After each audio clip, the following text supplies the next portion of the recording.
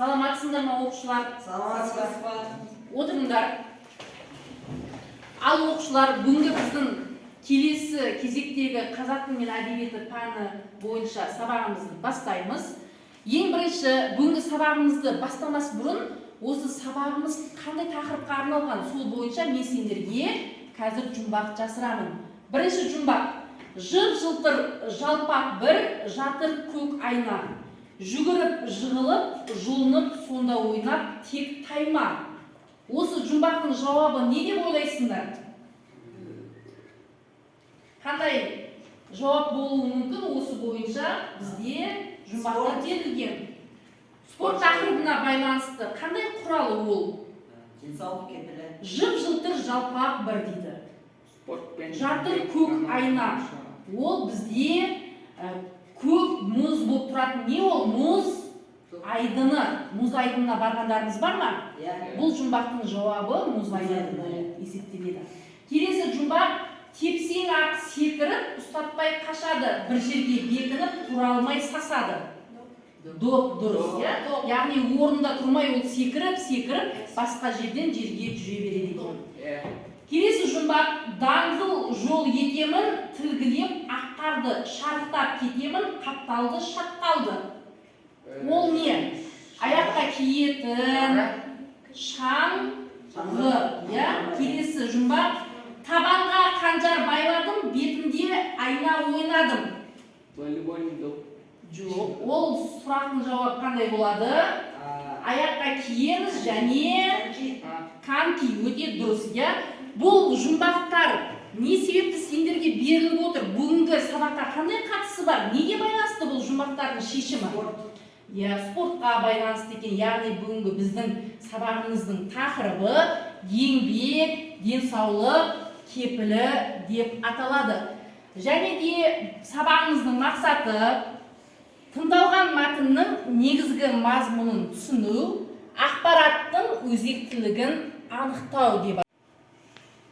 Ал оқушылар, олай болса, бүгінгі біздің сабағымызға қатысты жаңа сөздермен танысып шығайық. Бірінші сөзіміз: денені шынықтыру. Физическая культура. Мектепішілік. Очень. Дене бітімі. Телосложение. Аударыспақ. Переводить. Икемді. Египет. Оқушылар, бүгінгі біздің сабақта кездесетін осындай жаңа сөздеріміз қазақша және орысша аудармасымен тұр. Келесі, біздің бүгінгі сабаққа байланысты мәтін берілген, яғни мәтінді оқимыз және мәтінді тыңдап шығамыз. Бірінші азат жолды Александр, бастаймыз. Бірінші азат жолды. Танымай нұртағымен 1945 жылы оның маусымында Қызылорда облысының Жаңақоржаң ауылдасы Күсенкі ауылдана туған. Ауданның Қосүйеңкі ауылында туған. Рамазан, екінші азат жолды жалғастырамыз. 1968 жылы Қызылорда қаласындағы Гоголь атындағы педагогикалық институтының қазақ тілі және әдебиеті факультетін бітірген. Еңбек жолын көп тиражды су құрылысы газетінен бастаған. Қызылорда облыстық радио комитетінде істеген, жазушы баспасында редактор қызметін атқарған. 1981 жылы Горький атындағы жоғары әдебиет курсын бітірген. Айманов атындағы қазақ киностудиясының сценарийлік коллегиясында қазақ елі газетінде редактордың орынбасары болып қызмет еткен.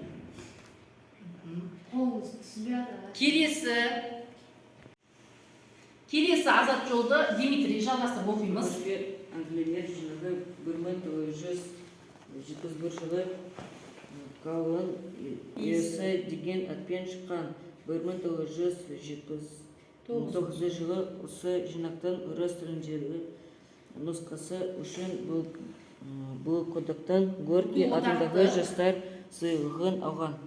Келесі Валерия жалғастырамыз. Жазушының бірнеше шығармасы орыс тіліне аударылып, жеке кітап болып басылды. 1972 жылы «Қош бол атам», 1975 жылы «Қарлығаштың ұясы», 1977 жылы «Ата қоныс», 1979 жылы «Запах дыни», 1980 жыл «Тұнық су», 1982 жылы «Там, где горел очаг», 1983 жылы «Талисман», 1987 жылы «Бәйтеректер», 1989 жылы «Туған ауыл түтіні», 1995 жылы «Балалық шақтың әуелдері», 1997 жылы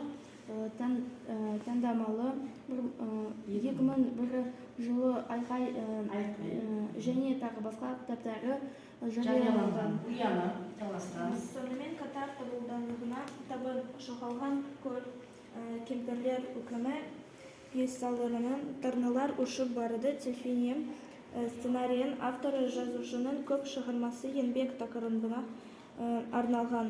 Еңбек арқылы адам денсаулығын сақтайды деген идеяны ұстана. Ал оқушылар, келесі біздің тапсырма осы мәтінмен таныс болғаннан кейін мәтіндегі ақпараттың дұрыстығын көрсетесіңдер. Яғни мәтінді қаншалық түсіндіңдер, сол жердегі берілген ақпараттар және ол жердегі ақпарат дұрыс па, дұрыс емес па, соны барлықтарын дұрыс емес деген белгі бойынша жазып шығасыңдар. Мәтінді қаншалықты түсінгендерің бойынша жазып шығыңдар. Жылдарға туған сендерге 3 минут уақыт.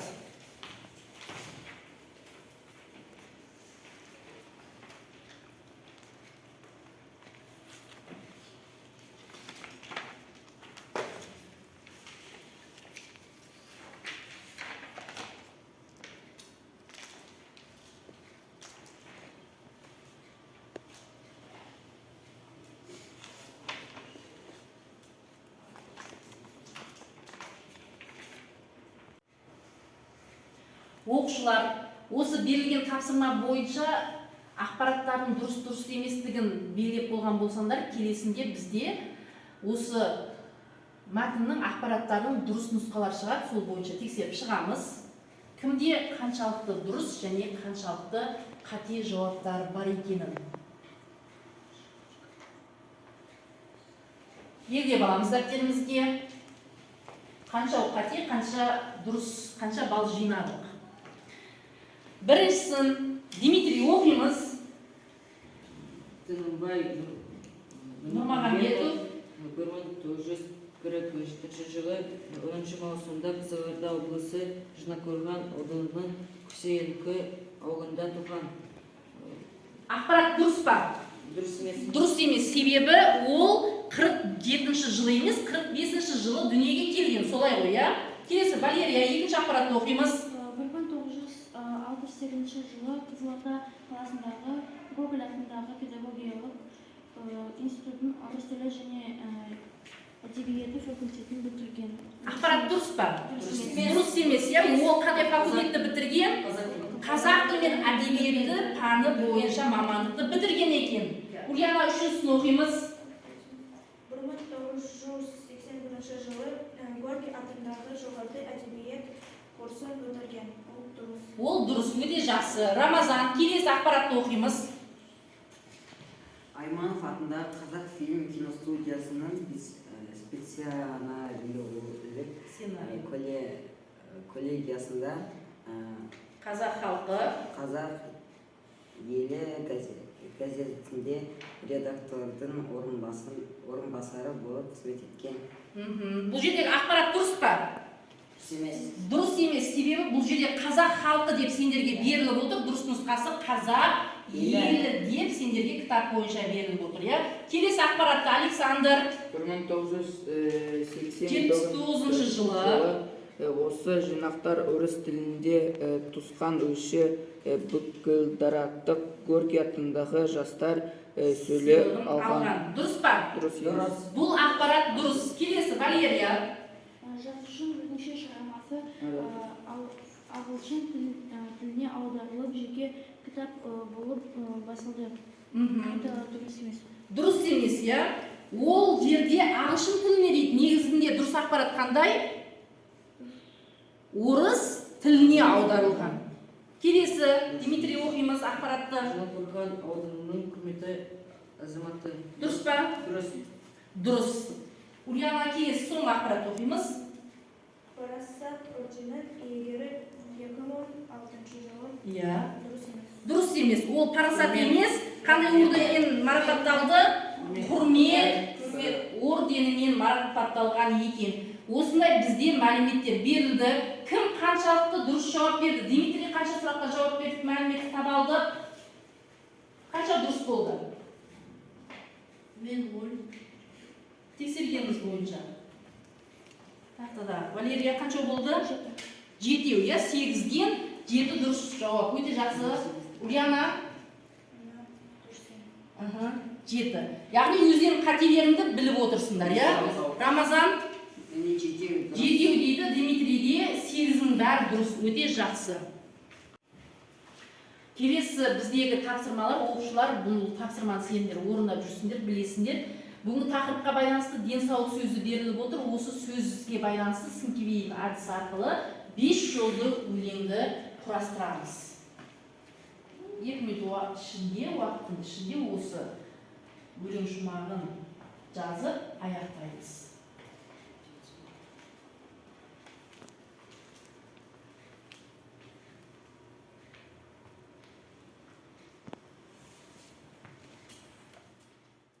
Ал енді тапсырмамызды орындап болған болсақ, оқып шығамыз. Валерия? Бірінші денсаулық, екінші пайдалы зор, үшінші көмектеседі, айналысады, жаттығады, төртінші денсаулық, зор бойлық кепілі, бесінші өмір. Өте жақсы. Келесі, Дмитрий? Бірінші денсаулық, екінші пайдалы зор, үшінші көмектеседі, жаттығады, сақтанады.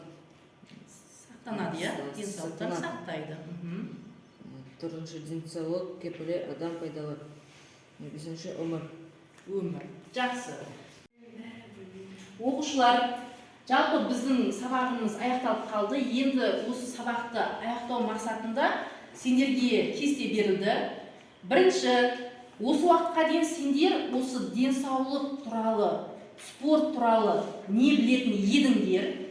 Екінші кестеге бүгінгі сабақта білдім, және үшіншісіне келесі сабақта білгім келеді. Не білгілерің келеді? Сол жайлы қысқаша жазып шығасыңдар.